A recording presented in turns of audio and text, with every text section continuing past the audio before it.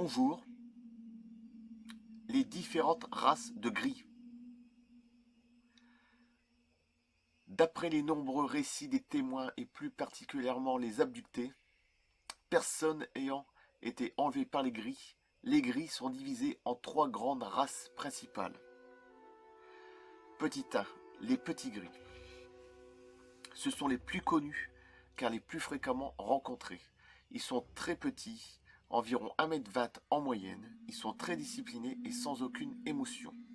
Ce sont eux qui agissent sur le terrain. Ce sont eux qui mutilent les animaux pour en extraire les substances nutritives dont ils ont besoin pour vivre.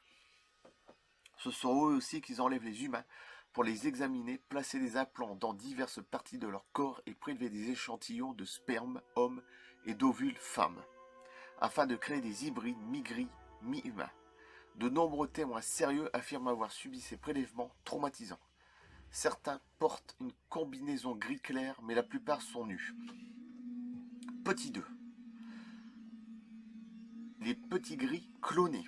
Et oui, ce sont des créatures issues de manipulation génétique et destinées aux plus basses œuvres. Ce sont les serviteurs, les esclaves des gris. Des témoins abductés en ont vu à l'intérieur de leurs vaisseaux spatiaux. Ils ne sont pas nus comme les autres, ils ont toujours le corps recouvert d'un uniforme collant. Les grands gris, petit 3. Ce sont les moins connus car les moins fréquemment rencontrés. Ils sont très grands, environ 2,10 m, et extrêmement intelligents. Ils représentent la race supérieure et originelle des gris. Certains témoins abductés affirment qu'ils se dégagent de leur personne un air de majesté. Ils se marchent avec une grande légèreté. Ce sont eux qui dirigent les petits gris. Des témoins ont assisté à des scènes où un grand gris donnait des ordres assez rudes à plusieurs petits gris et qui supervise les opérations très délicates sur le cerveau des humains.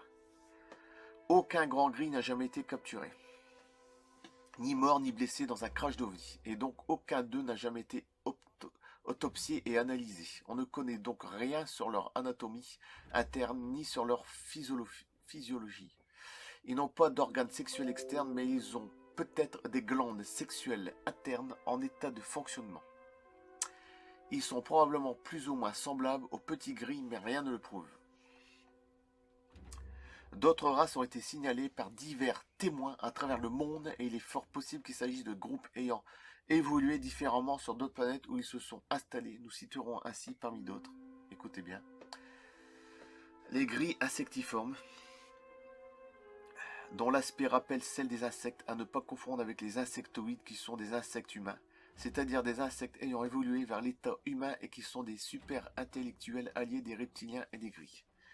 Ensuite, les gris blancs. Leur peau est blanc argenté métallisé. Un liquide blanc nacré assez épais remplace le sang. Ils sont de très grande taille. Leur regard est très doux et bienveillant. Ils n'ont aucune pilosité. Ils portent souvent des vêtements blancs. Ils sont doués d'émotions de type empathique et non égotique comme les hommes. Et sont plutôt agréables avec les humains. Cette race très intelligente et douce n'est pas alliée aux reptiliens et ne veut aucun mal aux humains qu'elle désire au contraire aider. Les gris orange. Leur peau est de couleur orange. Ils semblent moins hostiles que les autres gris envers les humains, mais ils ne sont pas pour autant leurs amis. Les gris velus, qui possèdent une forte pilosité sur tout le corps, mais aussi un nez, des oreilles et des fines lèvres. Cela rappelle Jimmy Gueux, hein. Et je coupe là, merci.